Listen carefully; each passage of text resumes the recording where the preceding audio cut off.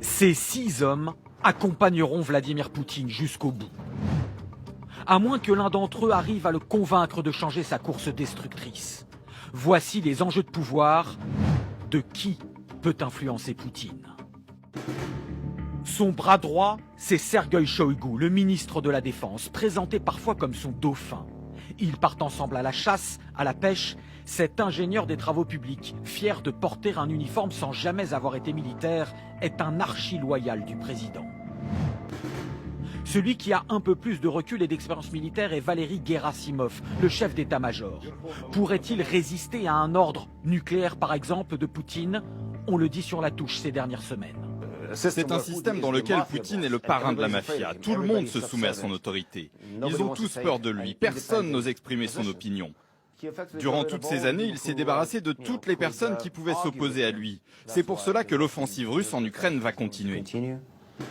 Exemple avec Sergueï Naryshkin, patron des services de renseignements extérieurs, ancien camarade de promotion au KGB. Il semble conscient des dangers d'escalade, mais paraît aussi terrorisé par son chef, comme lors de ce conseil juste avant l'offensive. Vous allez soutenir ou vous soutenez? Soyez direct, Sergueï. Je soutiens la proposition. Dites-le alors. Très bien, asseyez-vous, merci. Celui qui, dit-on, a le plus d'influence, c'est Nikolai Patrouchev, le secrétaire du Conseil de sécurité. Un faucon politique va en guerre, c'est l'idéologue de Vladimir Poutine, certainement pas lui qui l'arrêtera. La raison pourrait-elle venir d'un ami, un vrai, Arkady Rotenberg, entrepreneur milliardaire et copain d'enfance au judo. Comme tous les oligarques qui ont fait fortune, il a beaucoup à perdre. Problème, Vladimir Poutine s'est encore plus isolé depuis 2 ans.